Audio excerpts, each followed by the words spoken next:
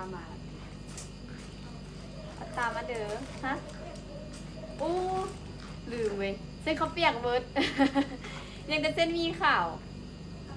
เอามีข่าวเนาะเอาได้คงเดียวอ่ะ นะมันก็เป็นอีอ้วนค่ะ รู้เหรอเด้ ซื้อแต่ละเสื้อหันเป็นโลนึง25,000ขึ้นก็จะขึ้น30นิดดิ แต่ว่าทำนั่นกับพวกฝั่งรู้45อันก็ขายทรงคือกัน เขาเลือกเครื่องรู ไปทำคนอื่นนะหนูแพง เครื่องแห้งอันนี้โอ้ยซีนี่ก็ขึ้นอีกละ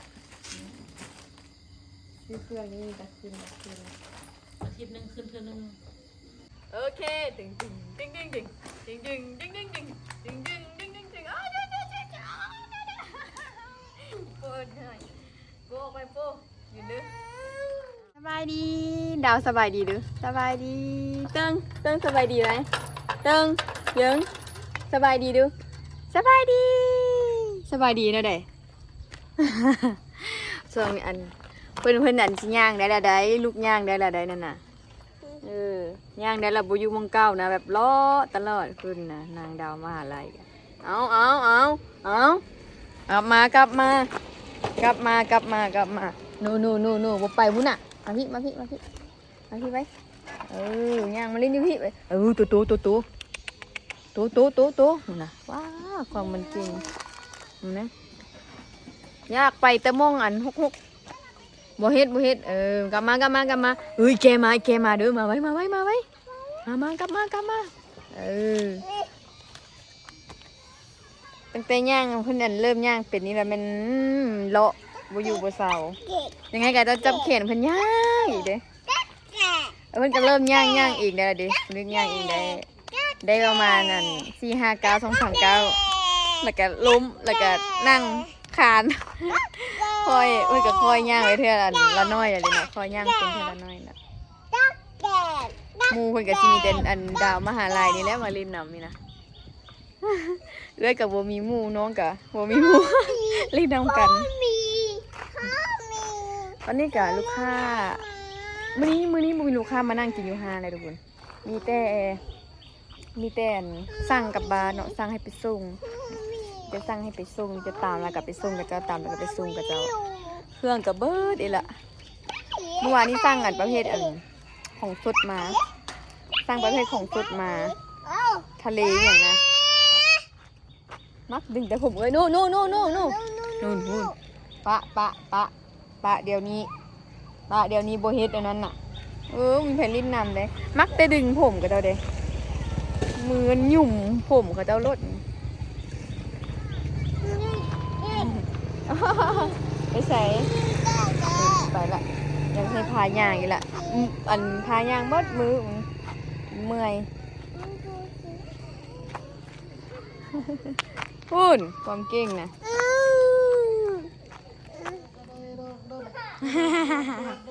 เห็นได้แต่นี่ยังย่างอะไรนี่ได้มีมูลินหลายนะวินเนอร์มาลินนำนี่ก็เป็นน้องวินเนอร์เนาะมาลินนำเนี่ยเฮ้ยยืนดิยืนยังมาโอ้ยเนาะ ยังมาพี่ เนาะ ตึง 2 3 4 5 6 7 8 9โอเคตึงอ้าวโป้หน่อยโป้ออกไปโป้ยืนดื้อเอาไปอย่างเงี้ยโอเคยืนเด้อเก่งชมเชยย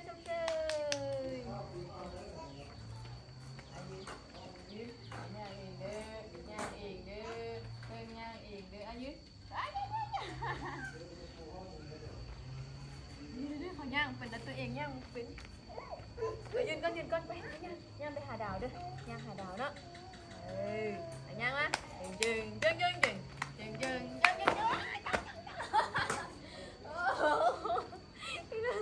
ยาเดินลง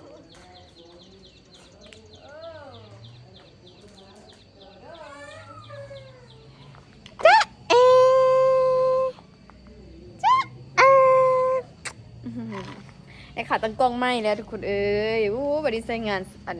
ถ่ายคลิปสะดวกสบายแล้วเนาะเพราะว่ามีขาตั้งกล้องละอันพอดีติ๊กก็ซื้อมาสั่งซื้อตัวแบบเก่าหั่นนะตัวเป็นแบบคล้ายๆไมซูฟี่แหละโอ้จนมันอยากหลง ย่างมาแล้วแม่ย่างมาโตแม่ อ่ะย่างไปย่างหาตัวสีเด้อ วางดี เอาย่างไปย่างไปเล ๆ ย มาพี่ย่างมาเฮ้ย มาพี่ ปุยางซ้ำแล้วตัวนี้กับอันให้สั่งอูโอ้ยบอกอูสั่งให้เนาะบอกอูให้ไอ้ตัวสั่งให้พอดีหากอะไรมื้อนี้เราเอามาให้พอดีกับสั่งตัวนั้นอีกสั่งตัวเป็นไม้เซลฟี่ให้อีกพอดีมี2 อันเลยวันนี้ แต่ก็พอดีเนาะตัวนี้เอาไว้ถ่ายอยู่เหือละอันตัวนั้นเฮาก็เอาไว้ถ่ายแบบบางเทื่อได้เป็นนี่นะมันไปสะดวก ไปกับ เป็น เปิ้ลไป มันเป็นแบบขนาดพกพานะแบบอันแบบเป็นไม้เซลฟี่ได้แล้วก็เป็นขาตั้งกล้องได้สิเนาะ หลายคนเนี่ย ไปเตะบาลน้องเขาไว้ดีดูเนาะดาวออกไว้ดาวออกก่อนเขาชิเตะบา เอามักบาน เมื่อเดือนนี้หัน อยากย่างน้องเขาอยากเล่นเตะบาลเขาเด้นนี่สบายดีเห็นเอาได้ยังให้ดูสบายดีสบายดี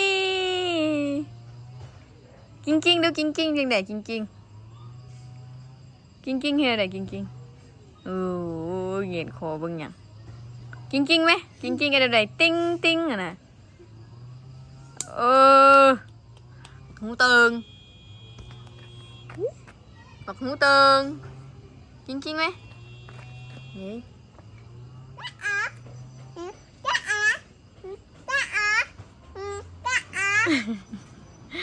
จนเมื่อยจ้าเนาะ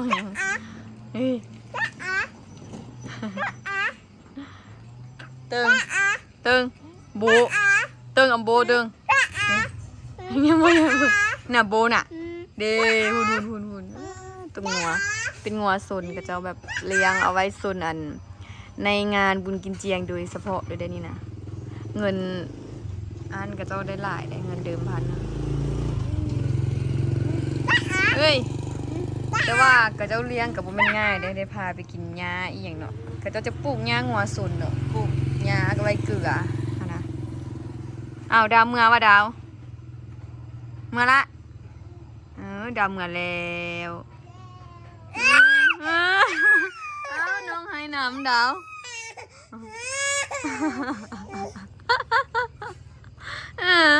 เขาจะอาแต่ยังบริโนเขาไม่เขาชิมมาเป็นให้น้ำนี่ดาวมาหาแล้วคุณนะเขาชิมเมื่อให้น้ำอีกได้รักเมืองเราดาวเนาะได้รักเมืองเอาเนาะดาวเนาะเฮ้ยแม่เอิ้นแล้วไม่เอิ้นเมื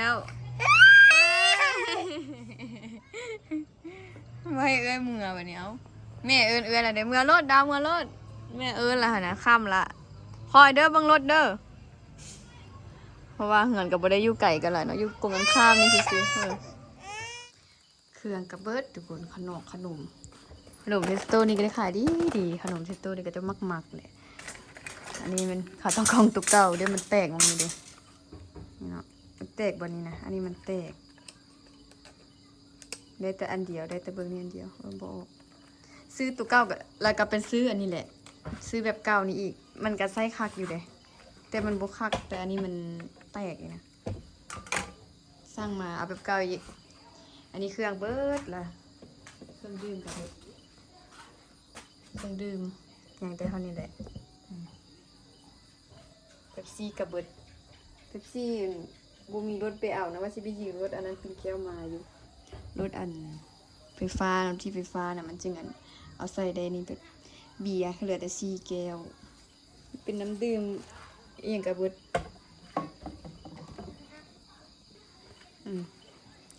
เบื้องอัน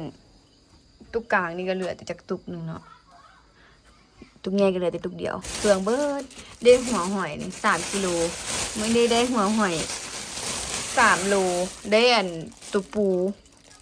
สั่งโลนึงแต่ว่าติ๊กเอาไปติดซิงเบิ่งล่ะได้แต่8 ขีดบ่เต็มโลซ้ ถามแม่ค้าเพิ่นก็ว่าเธอน่าสิเพื่อให้เด้อเพิ่นว่าอีกก็เลยว่าย่าซะนี่เป็นเครื่องมือละก็ไปติดหนี้ไปเซ็นอยู่ร้านซอยแอกอีนี่เอาเทสโตเข้าใหม่ตัวนี้น่าจะเป็นรถใหม่ที่คือบ่เคยเห็นว่ะก็เลยว่าเอามาเนาะเทสโตสีเขียวได้ขายดีนี่ก็เลยจัดมามื้อนี้8ค่ำมาจิบูชากับโออิโซอิชิเอามาแล้วแบบแล้วก็เนี่ยเครื่องไปเอาไปเซ็นยูฮานซอยแอกมาเนาะ2 ถุงนี่และซีมายังก็จัดเครื่องเข้าอีกทุกคนเพราะว่าตอนนี้โบมีลูกค้าเลยตอนนี้ว่างจ้าตอนนี้ว่างแล้วจะมาจัดเครื่องใส่ตู้ไว้ตู้แช่ไว้มันจริงยินนะอันนี้แม่นสิเอามาเฮ็ดอันนั้นเจลลูกซีนเนาะที่จะเอาซอสไม่พอนี่ป่นใส่กับซอสไก่แล้วก็ปรุงเนาะปรุงตามใจมักหั่นแหละง่ายๆเจลลูกซีนบ่ได้เฮ็ดแบบว่าอีหยังก็เป็นเหนียวๆหั่นน่ะเอาแป้งสิงคโปร์มาเฮ็ดหั่นน่ะบ่ได้เฮ็ดแนวนั้นนะเพราะว่ามันบูดไว้สักคุนุก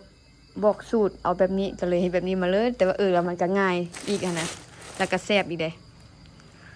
เดี๋ยวมาจัดเครื่องเข้าก่อนทุกคนอันนี้มันซื้อมาบูชาเด้นี่ดีโดเนาะมีสีแดงกับสีเขียวสีแดงยังอยู่มื้อนี้8 ค่ำมื้อนี้มัน10 น้อยซื้อมาบูชาฮานนะต้องยืมขอตู้ก่อนมื้ออื่นสิไปยืมรถไฟฟ้าคุณเจียมมาละเสียนไปซื้อเครื่องที่สามไปซื้อน้ำดื่มเป๊ปซี่อย่างเงี้ย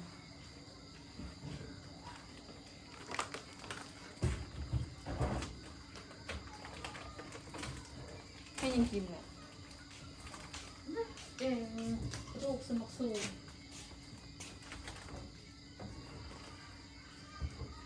ไม่อยากเลยไปกินชิ้นได้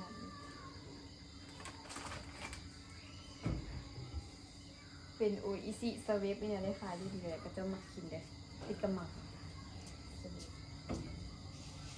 สวิต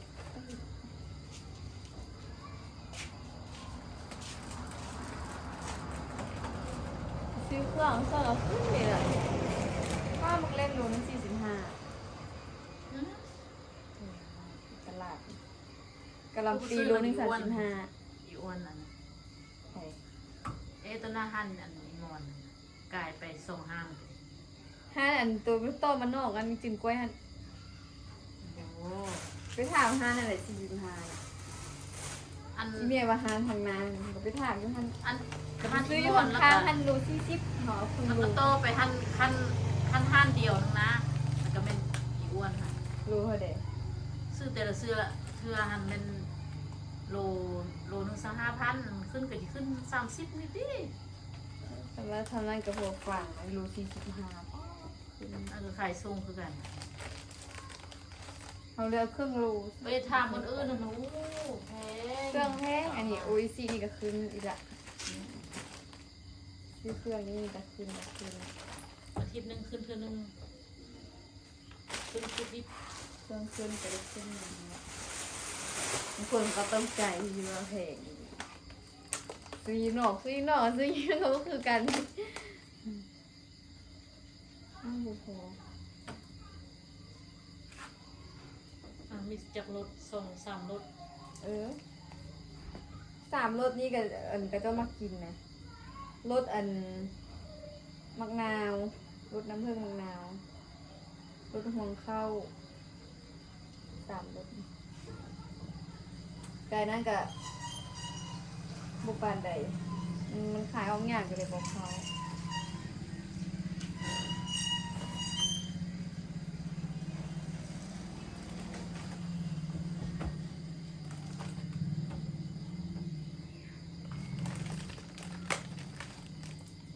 ได้แต่เป๊ปซี่นะ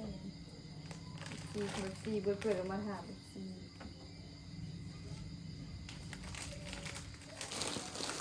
เอาขนมเนื้อเต่ามาขาย ไดโนเสาร์ฮะก็เปลี่ยนนั่นเนาะเอาอันนี้เบิดก็เปลี่ยนน้ำไม่มาเปลี่ยนไปเปลี่ยนมา อันนี้มันคล้ายคือกัน เอ้าเขาก็มากินแล้วจะเอาหงเยอะๆมันใหม่มันที่มีหงใหญ่กว่านี้เห็นไหม มีผมเห็น แล้วจะเอาหงเยอะมาอีกก่อนเบิดมาตั้งเดือนได้หงเนี่ย อันนี้ 16ห้าเอาไงแต่ว่าติดมีสุดเบ็ด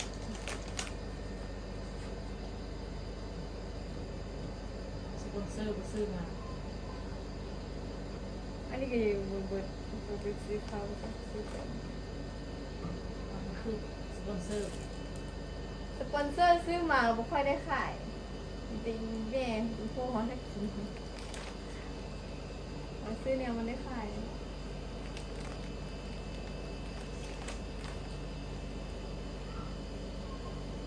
มันออกไวกันอันนี้เขามักกินโซดามันหนัก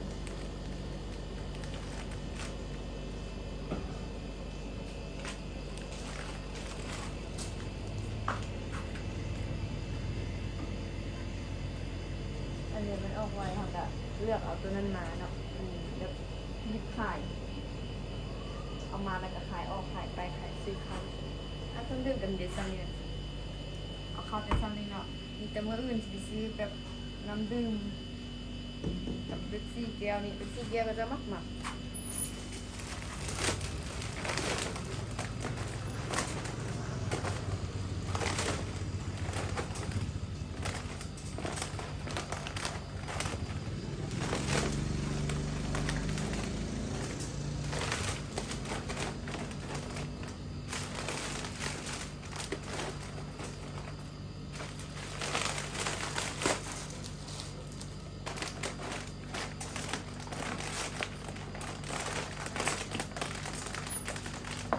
โป้ง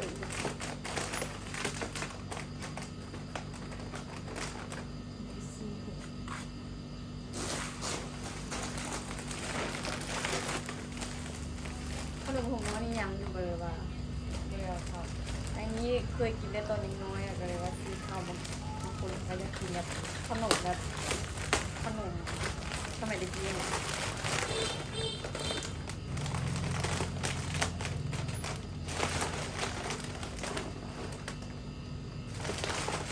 อันนี้รถปลา3 รถตู้รถปลา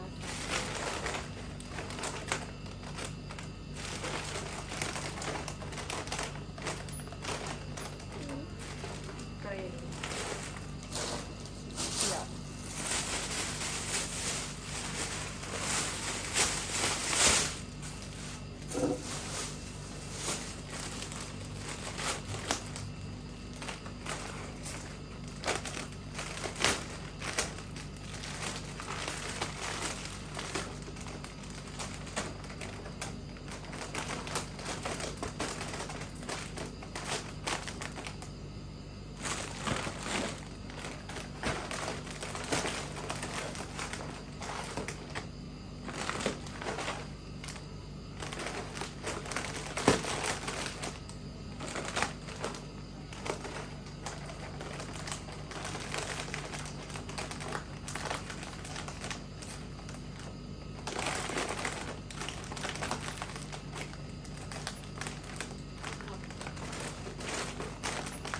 เพื่อใส่พอดี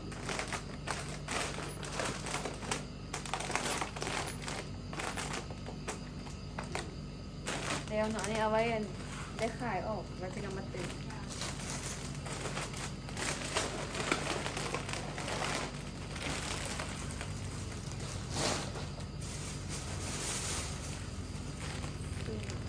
ดูใส่ฟัน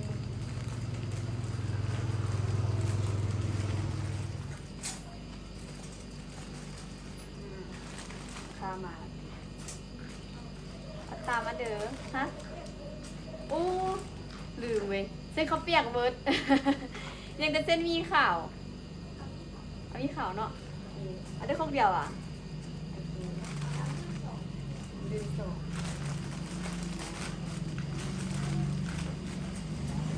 ลืมเลยเมื่อกี้ไปซื้อเครื่องได้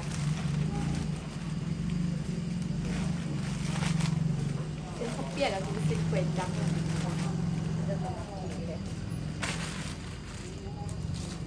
ตอนนี้มีลูกค้ามานั่งกินแล้วทุกคนเดี๋ยวซิไปตำให้กับเจ้าก่อนน้องอันผู้สาวนี้มาทุกมื้อวานแล้วก็มาขาประจำได้นี่ เดี๋ยวเอาไปตำให้กับเจ้าก่อนเดี๋ยวก็จะชิทาดุน